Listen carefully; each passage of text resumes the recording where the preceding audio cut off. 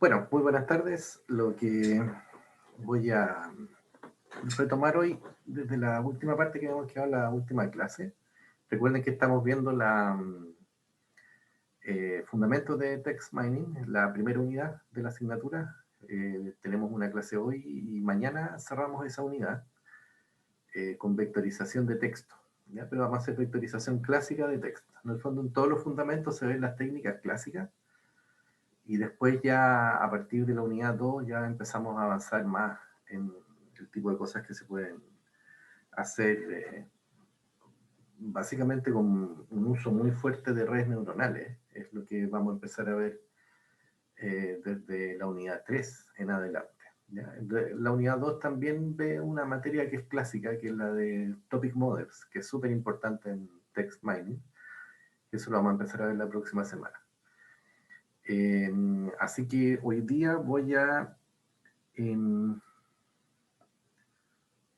ver dónde estaba.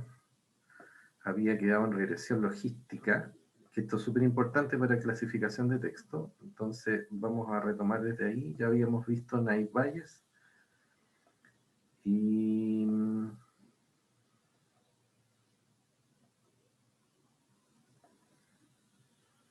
sentiment analysis, ya lo habíamos mostrado. Y entonces quedábamos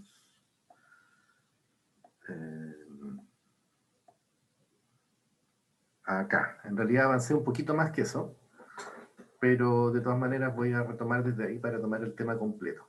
¿Ya? Que eso es regresión logística. Regresión logística es súper importante porque se usa mucho en redes neuronales, en realidad.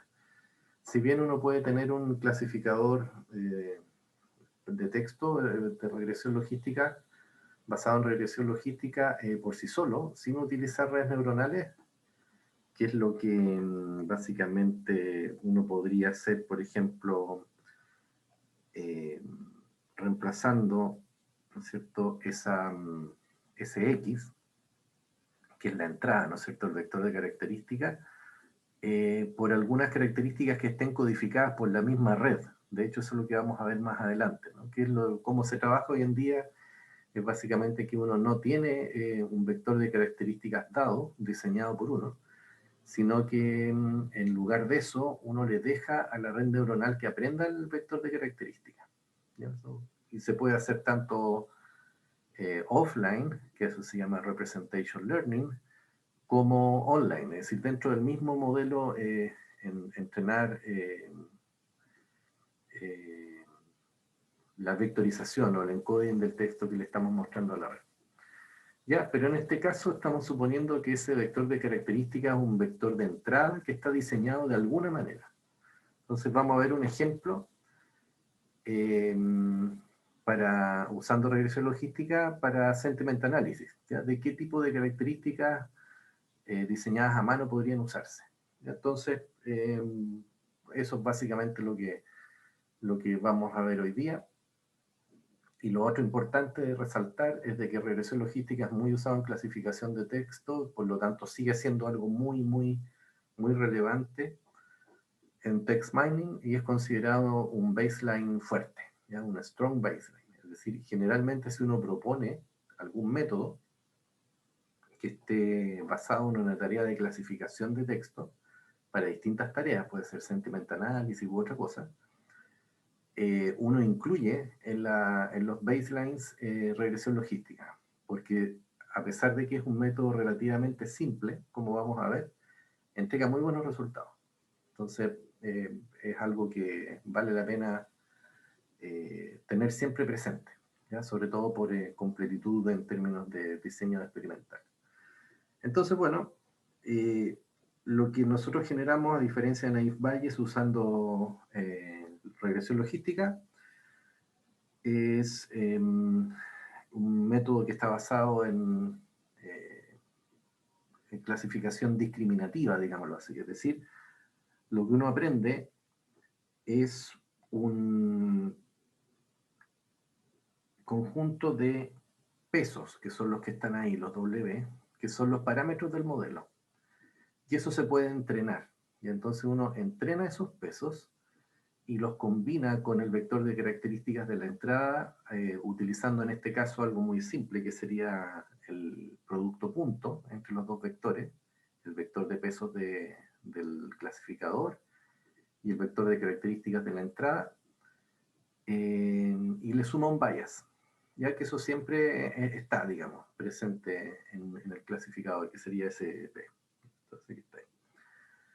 Y con eso generamos un valor Z, ¿ya? Que ese valor Z es el que eh,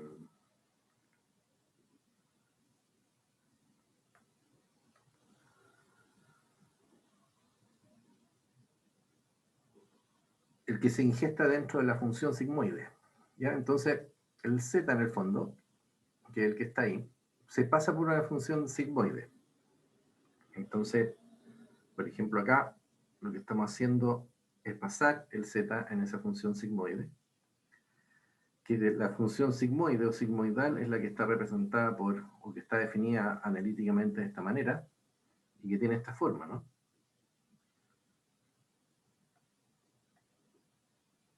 ¿Cierto? Entonces, esa forma, que es una forma de S, de ahí el nombre de sigmoide, tiene la siguiente cualidad. Si uno se fija bien, en rigor, la variable z, que es la que se está moviendo acá abajo, puede tomar valores en los reales. Entonces, es una variable que no está acotada, ¿eh? Entonces, ese producto punto entre el vector de características y el vector de parámetros del clasificador nos puede entregar un valor arbitrariamente positivo o negativo. Lo que hace la función logística es que acota el valor de i en este caso, utilizando esa función, que es la función logística, y la acota al rango 0,1. Entonces, en ese rango 0,1 es básicamente donde, qué es lo que nosotros vamos a usar para poder clasificar el texto en alguna clase de interés. Tiene esa particularidad. Entonces, puede ser interpretado la salida de la función logística como una probabilidad, porque efectivamente entrega un valor entre 0 y 1, y entonces la medida que sea más cercano a 1, pasa lo siguiente. Para que sea cercano a 1, básicamente el vector de parámetros y el vector de entrada deben ser muy parecidos. Si son muy parecidos, entonces este producto me va a dar un valor alto, que va a ser muy positivo. Entonces va a ser un valor más o menos que se va a mover por acá. ¿Sí? Entonces, si el vector de parámetros y el vector de entrada son muy parecidos y entregan un valor muy alto, entonces lo va a clasificar en lo que diríamos clase objetivo, digamos que sería el target. Es decir, me va a entregar un valor que va a ser muy cercano a 1. Eso es básicamente lo que ocurre. Por el contrario, si esos vectores son ortogonales, imagínense ustedes de que tengo este vector de entrada y el vector de parámetros del W, ¿no? Este vector de parámetros del clasificador son ortogonales. Entonces, básicamente lo que va a ocurrir es que este valor va a ser 0, o bien va a ser negativo, ¿no? Se apuntan en direcciones contrarias, donde podría tomar valores muy negativos, o ser 0 o ser muy negativo. En esos casos, entonces, los valores que vamos a tomar acá van a estar en esta parte, ¿no es cierto? Es decir, van a ser valores que están en el semiplano negativo, digámoslo así, y en términos de la variable i van a ser menores que 0,5. Y la medida que sea más negativa va a ser más cercano a 0. Esa es la manera en la cual se comporta. ¿Tienen alguna duda? ¿No? Esto es conocido, yo creo que lo han visto, pero no está de más explicarlo de nuevo. Ya, entonces,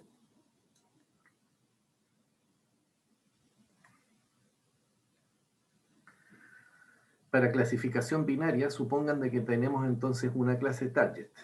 Por ejemplo, yo quiero saber si es que un tweet es falso o es verdadero, pensando en clasificación de noticias falsas, por ejemplo. Entonces, si uno trabaja el problema desde el punto de vista de clasificación binaria, uno podría aprender características del texto y entregarle el trabajo al clasificador de ajustar los parámetros, ajustar esos parámetros W para que genere, o dependiendo de la etiqueta que tengan esos ejemplos, me entregue un valor de P que sea cercano a 1 o que sea cercano a 0. Entonces, típicamente lo que uno hace es que dice en clasificación binaria el P que está acá, ese, cuando I es igual a 1, que esa es la variable que entrega la función logística, ¿no es cierto?, que se mueve entre 0 y 1, lo voy a usar como target. Es decir, si me da muy cercano a 1, eso quiere decir de que efectivamente el X, es decir, la entrada, pertenece a la clase objetivo. Por ejemplo, supongan de que estamos en un detector de noticias falsas. Entonces el X en el fondo lo que me estaría diciendo es que ese X, sus características me dicen de que ese X corresponde a la clase de noticias falsas, por ejemplo. Y por otro lado, si fuera más cercano a 0, y por lo tanto el vector X fuera ortogonal o apuntar en una dirección distinta al del W, probablemente sea esto lo que pase.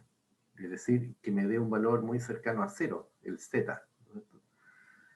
El I, perdón, que me dé un valor muy cercano a 0. Entonces, ¿cómo se usa en realidad el clasificador?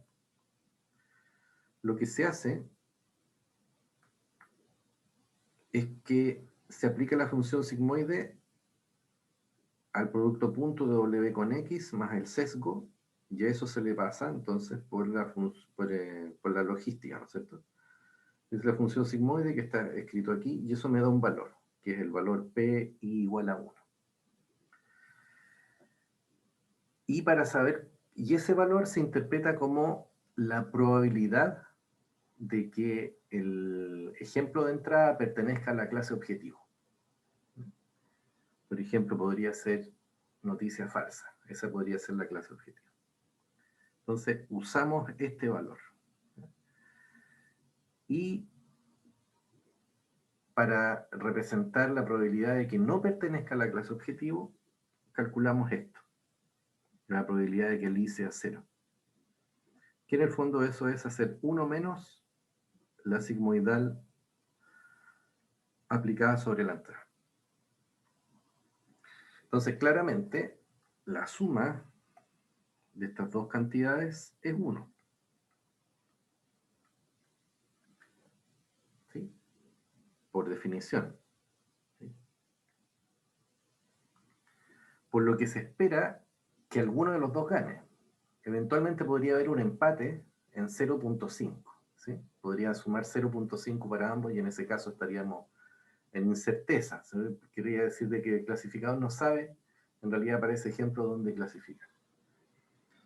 Pero típicamente eso no ocurre, sino que el clasificador se inclina hacia algún lado. ¿Ya? O dice, o estamos acá, o estamos acá. ¿Sí?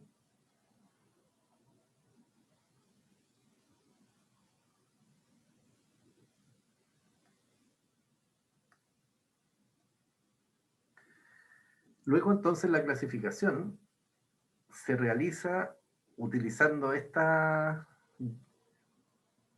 función de decisión, que en el fondo lo que va a decir es, si estás de 0,5 hacia arriba, te clasifico en la clase objetivo, que sería la clase 1, ¿no es cierto?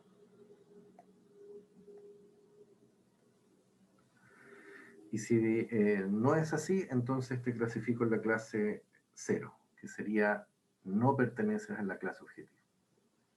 Entonces, ese sería usar este simple clasificador para clasificación binaria. ¿Alguna duda?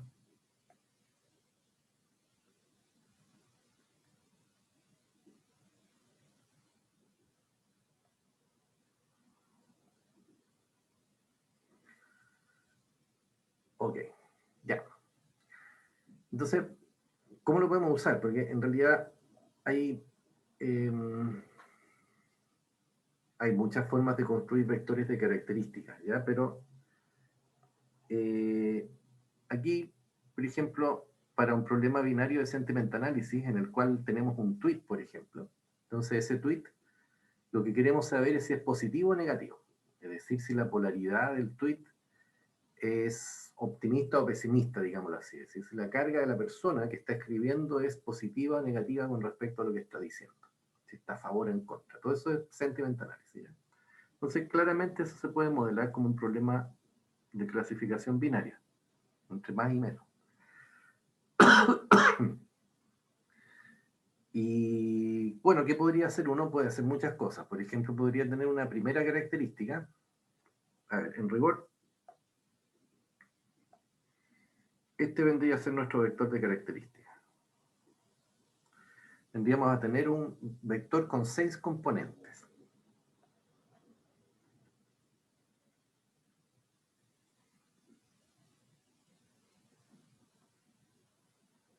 6 componentes. Entonces, cada una de las componentes del vector característica de un ejemplo de entrada se construye de alguna manera, usando alguna característica que sea relevante. Estas son características típicas de procesamiento de texto. Por ejemplo, contar el número de palabras del tweet que aparecen en un lexicon de palabras positivas, es decir, en un listado de palabras que se sabe que tienen carga positiva. Lo mismo se puede hacer para un listado de palabras con carga negativa. Entonces tendríamos dos características ya. El número de palabras que ocurren en un léxico que puede estar construido a mano, hay varios.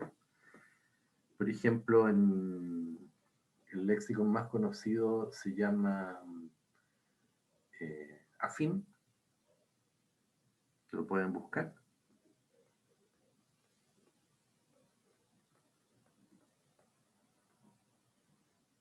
¿Ya? Afín, así, A-F-I-N-N. Que ese es un listado de palabras con cargas positivas o negativas. ¿Ya? Entonces, básicamente eso se podría usar un léxico de ese tipo. Y existe tanto para español como para inglés. La primera versión fue construida en inglés, pero también existe una versión en español de la FIN. ¿Ya? Eso, si lo googlean, lo van a encontrar en la FIN. Eso, AFIN es de Affective Norms. Affective Norms. For words. Sí, Affective Norms. Ahí hay un léxico, entonces un léxico de palabras que tienen cargas positivas. Entonces te dice, estas palabras se usan cuando uno está a favor de algo, estas palabras se usan cuando uno está en contra. Ya, ok. La característica 3, por ejemplo, podría usar algo distinto. Por ejemplo, podría decir, la palabra no es súper importante. Entonces, claro, es un corpus de referencia, exactamente. El afín es un corpus de referencia. Entonces, o léxico. ¿Ya? Cuando el corpus es muy simple, por ejemplo, un listado de palabras, se le llama léxico. Cuando el corpus tiene alguna estructura un poco más compleja, como la de WordNet, en donde además de las palabras tiene relaciones, se le llama, por ejemplo, en ese caso, red semántica. ¿Ya? Un léxico es un listado de palabras con alguna información para cada una de esas palabras. ¿Ya? Eso es un tipo de corpus especial que se llama léxico. Ok, en el caso de X3, entonces una característica simple que dice, si la palabra no aparece en el tweet, entonces vamos a ponerle a esa característica un valor 1. Y 0 en otro caso. ¿Por qué es importante? Porque si yo calculo características usando léxicos, y uso la palabra no, en el fondo yo estoy invirtiendo el valor de verdad de esa palabra. ¿Ya? Si digo, por ejemplo, me gusta,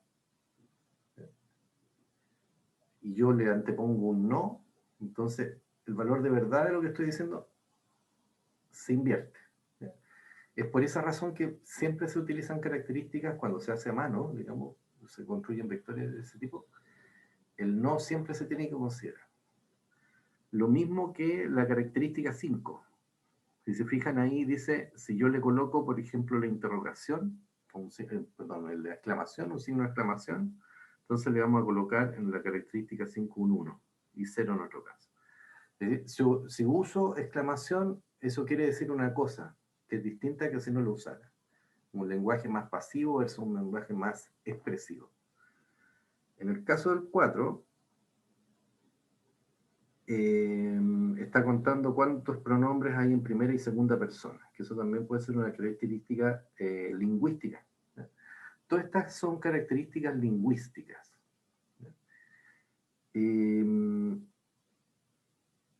Estilográficas, digamos, se llaman características lingüísticas estilográficas. ¿Ya? Finalmente, la última es una característica de un tipo distinto, porque lo que hace es contar las palabras que hay en el documento y le aplica el logaritmo. En el fondo lo que hace es el logaritmo del largo del documento. ¿Por qué es importante en sentiment analysis? Porque generalmente cuando una persona está enojada, tiende a escribir más corto, no más largo. ¿Ya? Tiende a ser más corto, tiende a ser menos reflexiva la persona.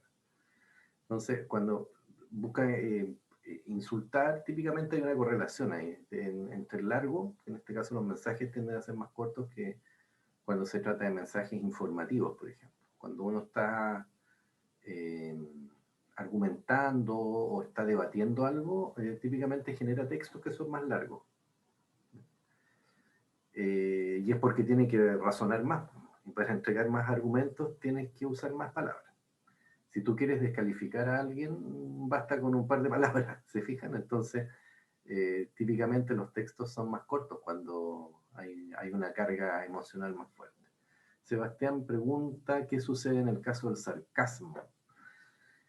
Es muy difícil el caso del sarcasmo, ¿ya? Porque tiene que entrar otro tipo de variables. El texto no se hace insuficiente para detectar sarcasmo, esa es mi impresión. Creo que necesitas más bien variables de contexto para poder detectar sarcasmo, por ejemplo, expresión corporal, o entender mejor el contexto de una discusión para entender si es que hay algo que es sarcástico, digamos. Pero el contenido por sí de un tweet, por ejemplo, solamente eso, analizarlo es muy difícil detectar sarcasmo. ¿Ya? El texto no es suficiente.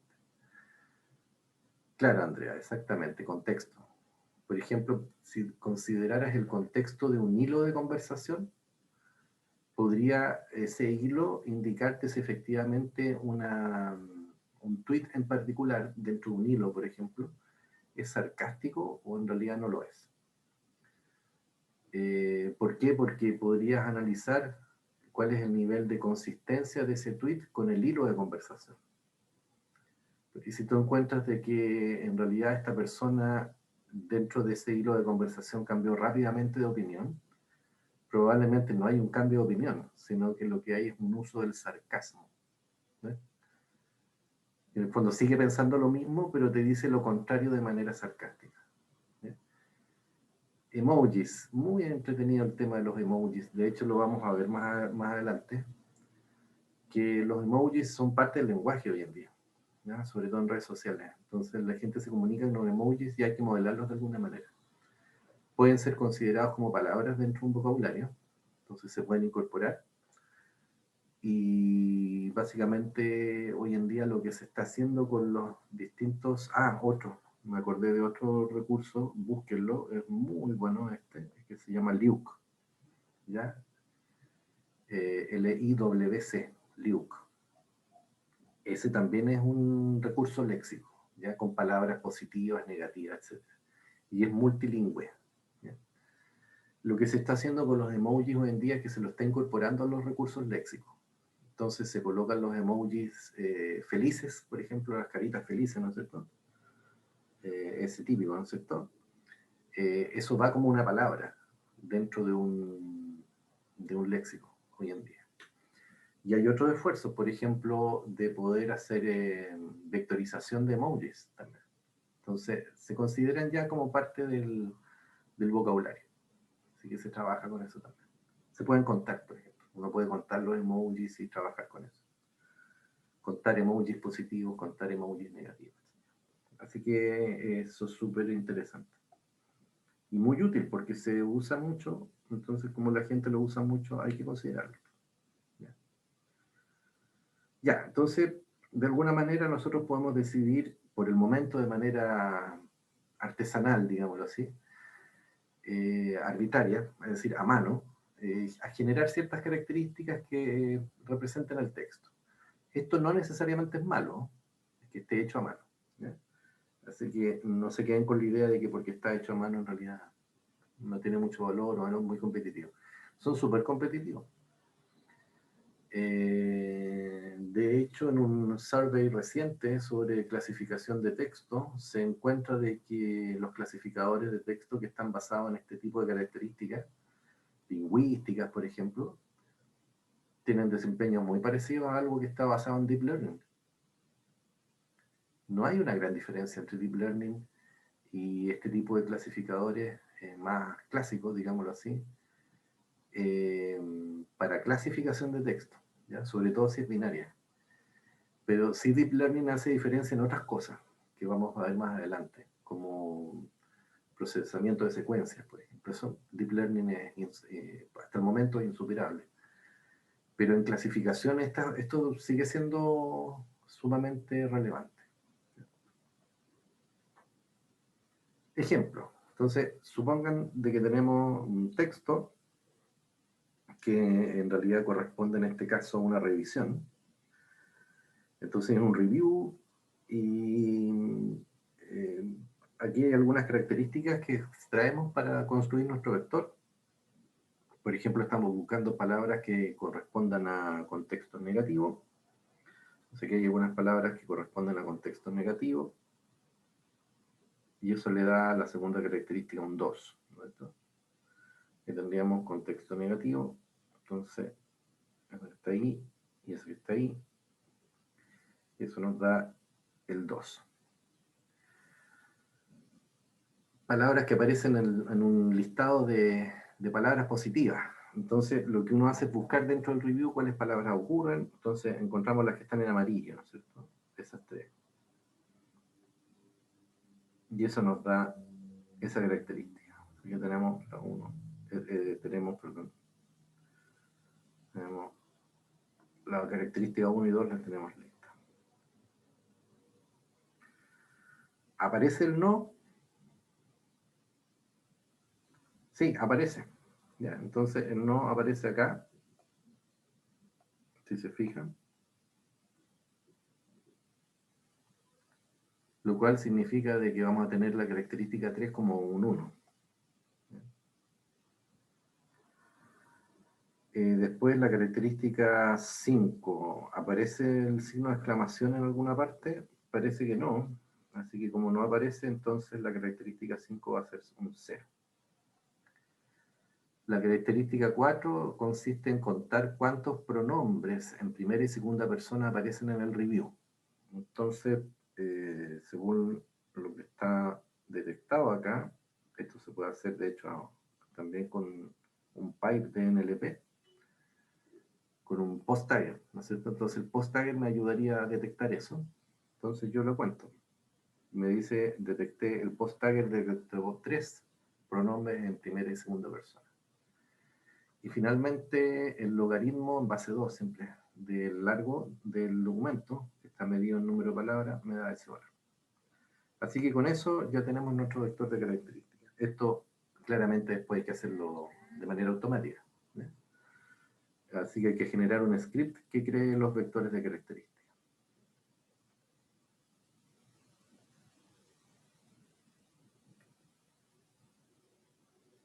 Pero, entonces, en esta aplicación, lo que vamos a tener es nuestro vector de características, que es este que está acá.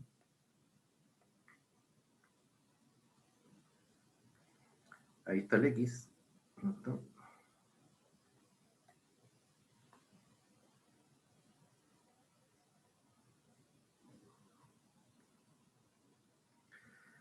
Y supongan de que tenemos aprendido los parámetros del modelo, ¿ya? Que serían los que nos darían este vector que está acá. Eso se supone que se entrenó, entonces ese vector contiene los parámetros que aprendimos para resolver el problema. Eso. Entonces, bueno, básicamente lo que se hace es multiplicar, se le suma el sesgo y asumamos de que el sesgo da 0,1, eso también se aprende, y entonces esto nos da 0,7, 0,3. Por lo tanto, el review es positivo, se lo podemos atribuir a la clase target, que en este caso es la clase positiva, si es que no me equivoco. Eso es. Y si yo hago el 1 menos 0,7 me da el 0,3, que sería la probabilidad de que pertenezca a la clase negativa. Eso es todo. Así que muy simple.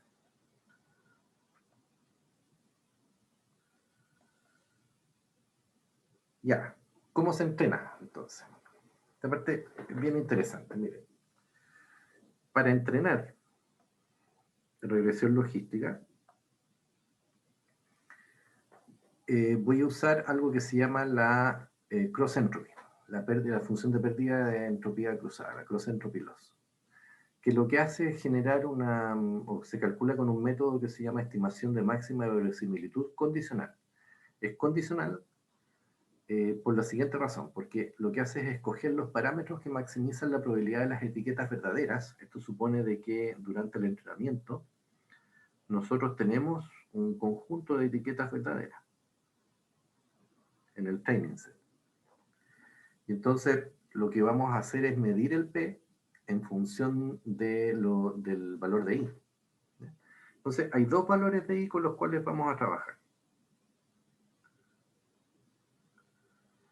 El I de verdad y el I estimado. ¿Ya? Voy a cambiar el color aquí para que se note la diferencia. El I de verdad, que es el que viene dado en el dataset, es ese I, ¿no es cierto? Que también aparece ahí, ese I. Ese que está en verde. Entonces, ese I de verdad, que es el que viene en el training set, yo lo voy a colocar de esa manera en esa función. Y el I estimado, que es el que me da el clasificador, luego de tomar el vector de característica, pasarlo por la función logística, ese es el I gorrito, ¿no es cierto? El que está en azul. Ya, ¿qué gracia tiene esta función? Fíjense que, supongan ustedes de que el ejemplo pertenece a la clase objetivo, por lo tanto el I es igual a 1. Si el I es igual a 1, esta parte que está acá se hace 0.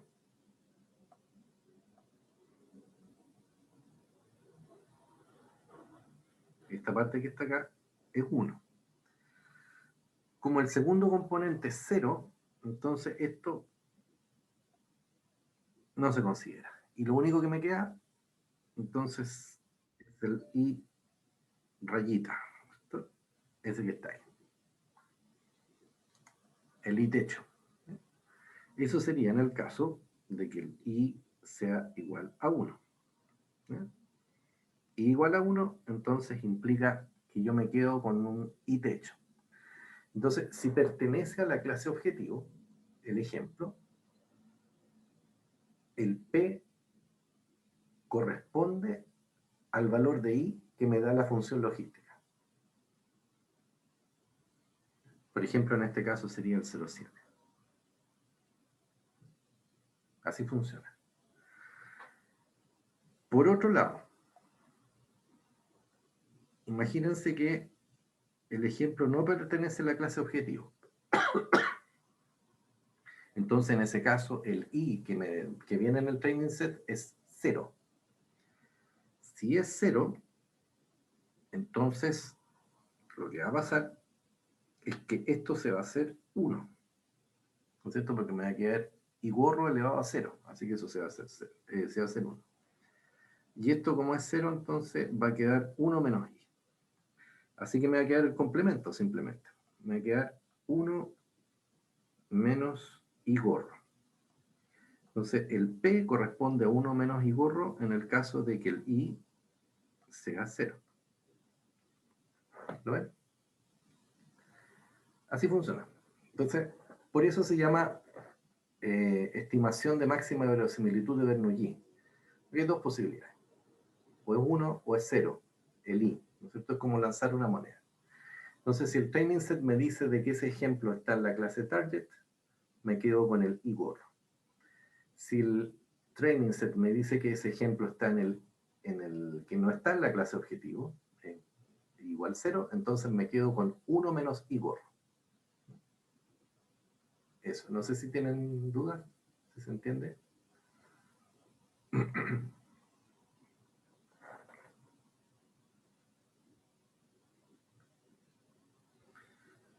Ya. Ahora, típicamente para evitarse los productos y estos exponentes, lo que uno trabaja es la función de verosimilitud, verosimilitud, está bien, de máxima verosimilitud de Bernoulli, la trabaja en el log space, es decir, básicamente le aplica el logaritmo. Si le aplican el logaritmo, entonces pasa lo que aparece aquí.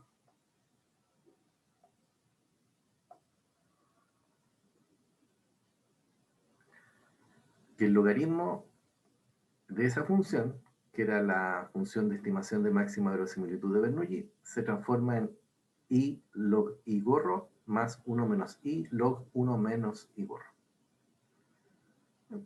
Es eso. Entonces, esa es típicamente la expresión que uno utiliza para optimizar. Pero falta un detalle. El detalle que falta es que esa función de verosimilitud hay que transformarla en una función de pérdida. Porque lo que uno quiere es que esa función de pérdida represente la pérdida de información entre los datos del training set y la codificación que hace el modelo. ¿Por qué es importante codificarlo así? Porque en el fondo la pérdida de información me va a dar un dato que es muy importante para poder optimizar los parámetros del clasificador. Ahora, es trivial transformarlo en función de pérdida, simplemente se le antepone el signo menos.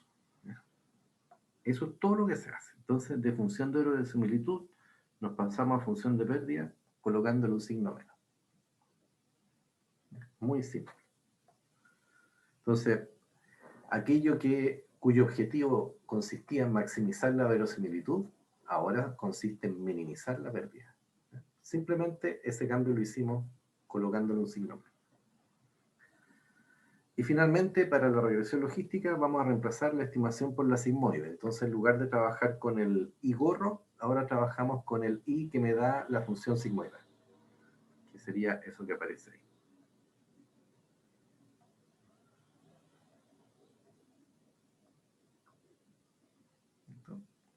Eso. Ya, ok. Si yo quiero entrenar entonces usando M instancias, supongan que el training set trae M instancias, entonces básicamente lo que hay que hacer es minimizar o encontrar los parámetros del modelo, que en este caso van a ser los W, que logran minimizar la pérdida de información, que sería la que estaría escrita en esta ecuación, que básicamente es la pérdida por instancia o por ejemplo dividido por el número de ejemplos, ¿ya? El promedio. Es muy, muy simple. ¿Ya? Tomo la pérdida de cada ejemplo y divido por m. Eso es todo.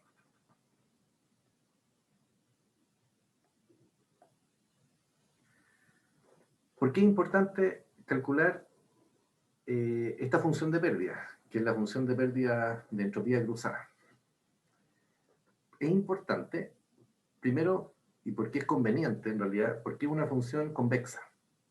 Que sea convexa quiere decir que es suave, y por lo tanto es derivable, y que sea derivable quiere decir de que podemos utilizar el método del gradiente descendente para optimizarla. Entonces, el método de gradiente descendente lo que dice es lo siguiente. Supongan ustedes de que tenemos un valor de W, lo que queremos optimizar es el W, que es un parámetro del modelo, y en ese punto, entonces, nosotros calculamos, lo que vamos a calcular es el gradiente de la función de pérdida. El gradiente de la función de pérdida. Perdón. El gradiente de la función de pérdida.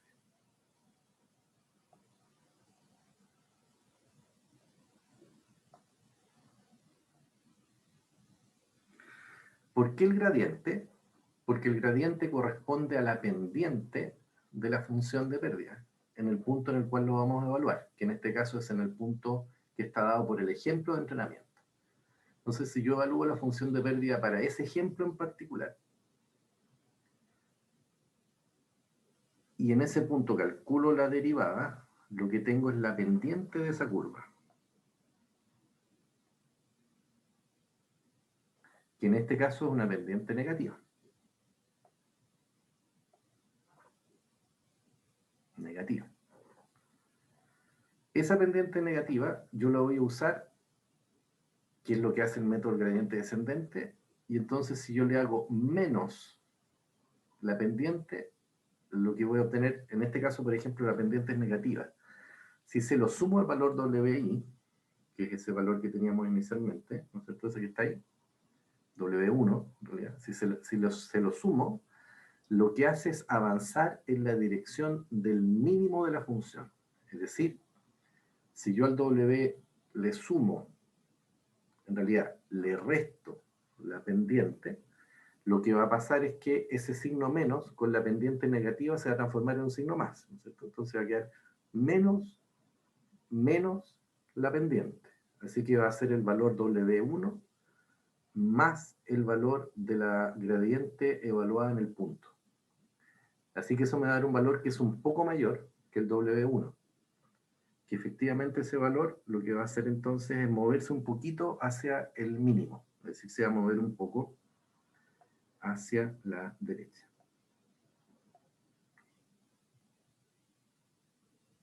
¿Ya? Se va a mover un poco hacia abajo en la curva. Si uno itera lo suficiente, entonces en algún momento vamos a llegar acá. Entonces la dirección que vamos a llevar básicamente es esta. Desde acá hacia acá. Entonces el valor va a ir aumentando, el valor del parámetro, y se va a ir acercando al mínimo que tiene la curva, que sería este. Entonces va a ir bajando. Por eso se llama gradiente descendente, porque desciende hacia el mínimo que tiene la curva al restarle el gradiente evaluado en la función de pérdida en el ejemplo que estamos evaluando. Eso. Ahora, ¿cuánto le restamos de esa pendiente? Está definido por el learning rate, que es este valor que aparece acá, que es un parámetro. En la medida que ese valor es mayor, va a avanzar más rápido, pero eventualmente, numéricamente, podría ser un poquito más inestable, es decir, podría pasarse. Entonces, y si ese valor es muy pequeñito, entonces a lo mejor va a necesitar muchas iteraciones para llegar al mínimo. Así que ese valor hay que ajustarlo de alguna manera. Eso, no sé si tienen dudas.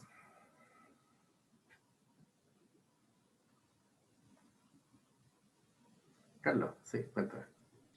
Sí, me quedo dando vuelta a un tema, dos temas básicamente. El tema de esta herramienta afín, ILIU creo que se llama. Sí, Eh, bueno, entiendo que está para español, pero nosotros, bueno, en España, no sé, Perú, Chile, Argentina tienen, no sé, por decir garabatos. ¿Cómo funciona esa parte?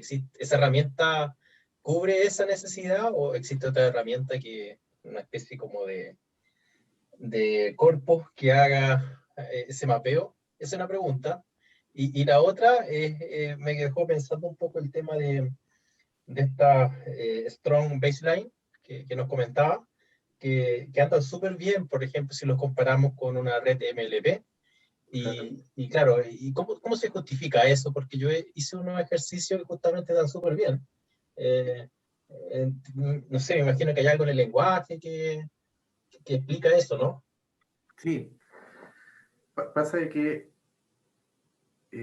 muchas veces tú puedes resolver, voy a partir por la segunda pregunta, muchas veces tú puedes resolver un problema de clasificación binaria usando características que son simples. Entonces, esas características en el fondo codifican muy bien la clase objetivo. En el fondo, son proxies de la clase objetivo, más que características, ¿no? Son proxies de la clase objetivo. Entonces, cuando utilizas un clasificador razonable, como puede ser una regresión logística o una máquina de soporte vectorial, y utilizas características que estén muy correlacionadas con la clase objetivo, va a funcionar bien. No necesitas una tremenda maquinaria para aprender una representación de los datos de entrada. A veces algunas características simples son suficientes. Por ejemplo, el uso de emojis. Si estás midiendo polaridad, el uso de emojis positivos probablemente va a ser una característica muy importante. Te va a entregar mucha información. Entonces, yo creo que más que en el método de clasificación, estos métodos están bien porque la representación que uno está usando en los ejemplos tiene información suficiente para resolver el problema. Ahí está la clave. Con respecto a la pregunta 1, la respuesta es no. En general usan a pesar de que hay algunos intentos, y yo he leído algunos intentos últimamente de poder incorporar slang, tienden más bien a concentrarse tanto el Luke como el afín en palabras más bien neutras, ¿no? De un lenguaje neutro. No usan tanto slang, ¿no? Es un lenguaje más que neutro, diría así, un lenguaje más estándar, ¿no?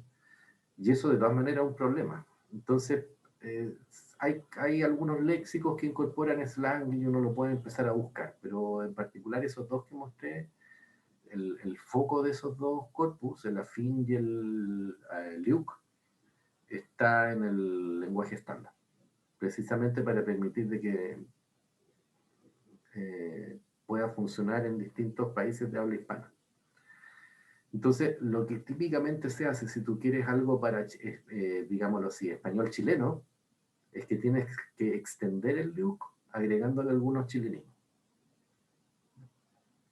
Y eso lo tienes que hacer tú, o buscar algo. Digamos. Hay algunos diccionarios de chilenismo que podrías utilizar para extender un listado de palabras positivas o negativas.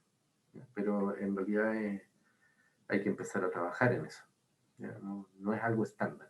Tiene que ver más bien con la adecuación de un recurso que fue diseñado para trabajar con distintos contextos en distintos países a una realidad local. Y eso significa que tienes que extenderlo para que dé cuenta de esa realidad local.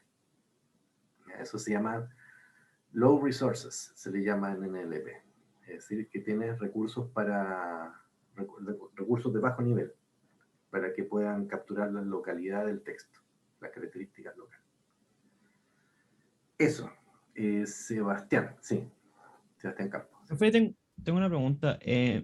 Por ejemplo, es que igual muchas de las entradas de NLP podrían ser redes sociales, y en redes sociales pasa harto que hay personas que escriben harto con falta ortográfica. ¿Qué se hace en esos casos? ¿Cómo uno solventa esa situación? Onda hace un corpus más grande quizás que admita como las más comunes, aunque eso parece como mucha pega.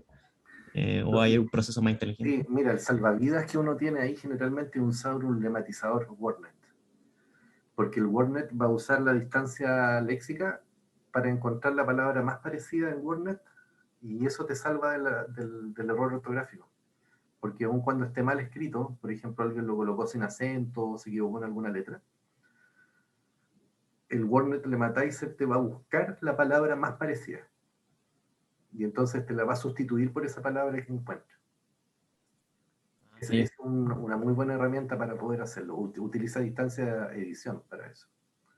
Así que esa es la manera, usar un lematizador, ¿eh? Sobre un vocabulario controlado. Entonces, en el fondo, el lematizador te ayuda a transformar tu entrada hacia un vocabulario controlado. Ese es el objetivo, de hecho, del lematizador. Ya, ok. Entonces, avancemos un poquito antes que se me acabe el tiempo. Bueno, esto es relativamente sencillo de explicar. que en realidad lo que uno tiene es un modelo con muchos parámetros, así que lo que uno hace es calcular el gradiente con respecto a cada uno de los parámetros del vector del vector de parámetros del modelo. Entonces uno en rigor lo que tiene en la práctica no es un gradiente, sino que no tiene un vector de gradiente. Por lo tanto, la ecuación de update del modelo es una ecuación vectorial. Eso. ¿Ya? Y lo otro importante que yo creo que eso lo deben manejar, que es lo de regularización, que se agrega un factor a la función de pérdida, que en este caso es la cross entropy, que busca penalizar los pesos grandes. ¿Ya? Es decir, si hay un peso que sea muy, muy grande, en valor, a eso me refiero, un W que sea muy grande, lo vamos a penalizar. Y cómo, para que no se lleve esa característica, en el fondo no se lleve todo el peso de la clasificación, ¿ya? Y no esté sobre representada una característica. Entonces, para evitar eso, se hace algo que se llama regularización. Si yo quiero entonces trabajar con ese concepto, en el fondo lo que estoy evitando es el overfitting, el sobreajuste, porque efectivamente, imagínense de que hay algunos ejemplos, muchos ejemplos de un solo tipo. Lo que va a lograr eso es que exista a lo mejor alguna característica que sea descriptiva de esos ejemplos, de los cuales tengo muchos, que adquiera mucha importancia. Y por lo tanto el parámetro que está asociado a esa característica va a tener un valor muy grande. Lo cual quiere decir de que el clasificador va a aprender a clasificar esas características, esas instancias en particular, pero va a perder capacidad de generalización. Entonces, para evitar que eso ocurra, lo que uno hace es considerar la norma del vector de parámetros, ¿ya? Que puede ser la norma L1 o la norma L2. Entonces, y uno le resta la norma. Entonces, en la medida que esa norma sea más grande, ese valor de la norma sea más grande, lo que me está diciendo es que hay algunos pesos que son muy grandes. Entonces, eso le va a penalizar la función objetivo. ¿Okay? Así que básicamente lo que uno busca es de que ninguno de los pesos se escape mucho de rango y eventualmente de que existan algunos pesos que sean cero, de hecho, ¿sí? Para alguna de las clases. Entonces, eso querría decir de que nuestro método no está sobreajustando. Y bueno, después si uno se quiere pasar a multiclase, básicamente lo que hace es trabajar con varios vectores de parámetros. Entonces, uno define un vector de parámetros para cada una de las clases. Entonces, básicamente lo que va a pasar es que yo voy a tener varias de estas, ¿no es cierto? Es como tener varias logísticas, ¿ya? En realidad una logística, pero varios vectores W, ¿ya? Que eso es lo que uno estaría buscando para clasificar multiclase. Entonces, lo que lograría eso, que es una función logística, sí, pero que trabaja sobre varios vectores de parámetros, entonces hay un vector con K entradas para generar las K probabilidades, suponiendo que son K clases, y generar entonces este vector de probabilidad. Pero esto supone entonces que para hacer clasificación multiclase yo voy a tener un vector 1, vector 2, vector 3, vector 4. Supongan que son 4 clases, eso significa que tengo 4 vectores de parámetros, uno por clase. Así que va a haber un vector W que se va a especializar en el fondo en una clase y cuyos pesos para algunas características van a ser distintos a los pesos de esas características para otra clase. Entonces, algunas clases le van a dar más importancia a algunas características que otras. Esa es la gracia que tiene clasificación multiclase cuando uno lo define con varios vectores de características. Entonces, 4 clases, 4 vectores de características, 4 vectores de parámetros, 4 Ws. ¿Ya? Va a tener un W, entonces, W1 para la clase 1, un W2, un W3 y un W4. ¿Ya? Esa va a ser la idea. Y para cada uno de ellos vamos a aplicar una regresión logística simple. ¿Ya? Y eso nos va a entregar entonces un vector de probabilidad.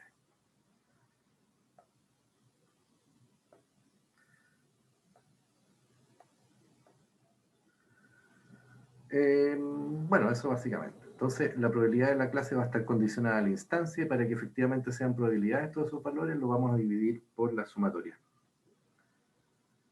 de las probabilidades, ¿ya? Que sería esto que está expresado acá.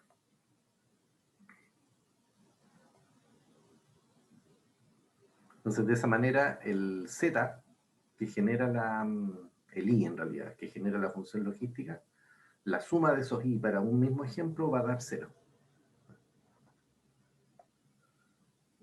Eso. Y bueno.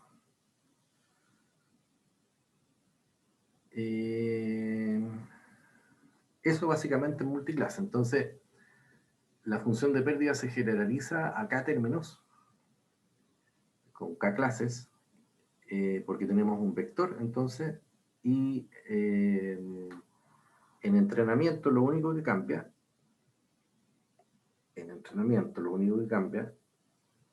es que el vector que representa la clase objetivo es un one-hot vector, es decir, es un vector que tiene todas sus entradas 0, excepto en una parte en donde se codifica cuál es la clase objetivo.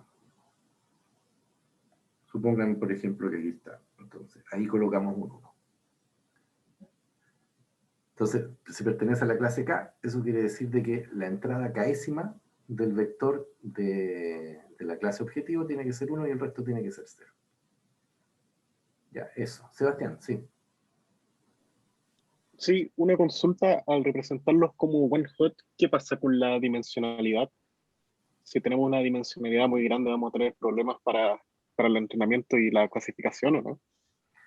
Claro, pasa que si tienes muchas clases, necesitas muchos más ejemplos por clase, para que efectivamente esta cosa aprenda y no se sobreajuste a una clase en particular.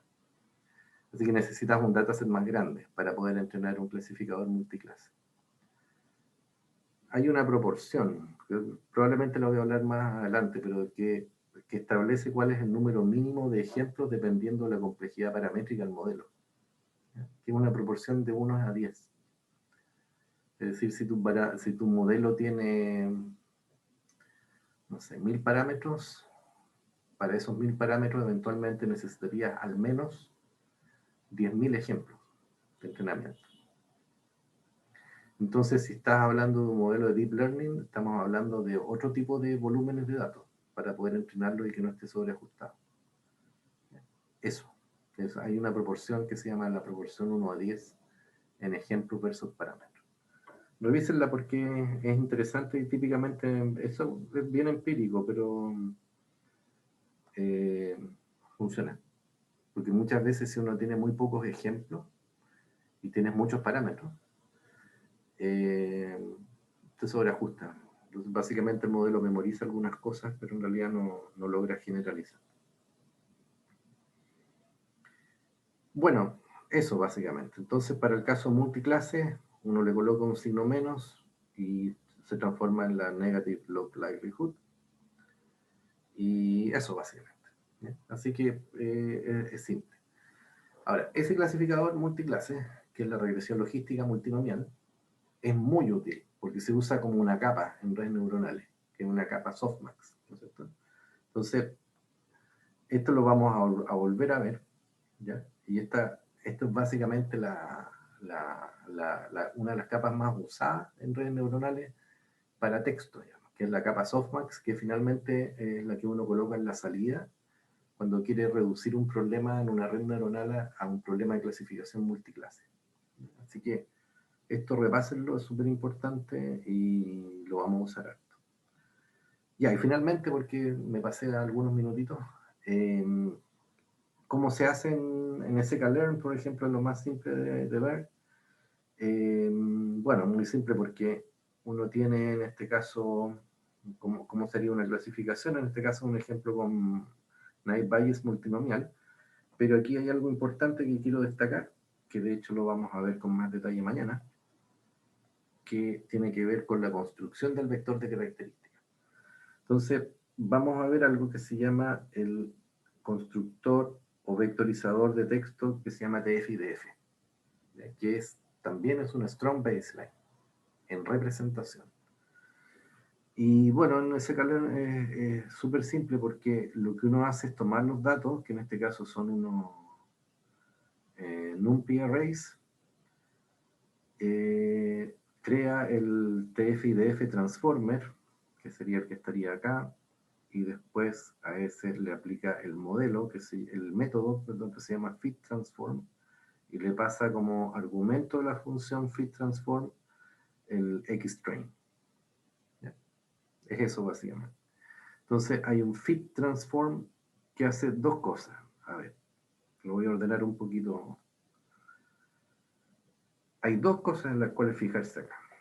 Primero, que tengo que, para vectorizar el documento, tengo que contar. Entonces hay un count vectorizer, que es el que aparece acá, que es el que se usa acá, que lo que hace es transformar el texto propiamente tal en una matriz de ocurrencia. Entonces cada una de las filas de ese dataset que le estoy mostrando se transforma en una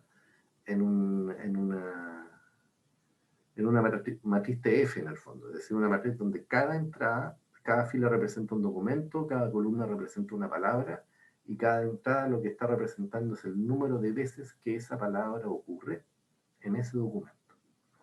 Eso es lo que se hace acá. ¿Ya? Entonces, bueno, en rigor ahí lo único que se está haciendo es crear el objeto de esa clase. Aquí se le pasan los datos, ¿ya? Y se crea esa matriz. De esa matriz de cuentas, después se le pasa un TF-IDF.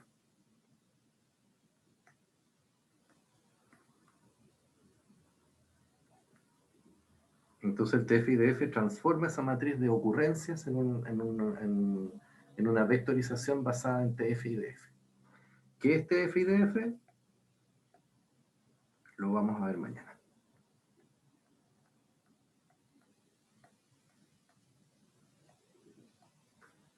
Junto con otras estrategias de vectorización que son muy útiles. Ya, pues eso por hoy. Me pasé un poquito en el tiempo, pero era necesario ver esto con detalle. No sé si tienen alguna consulta, o si no, dejamos hasta acá.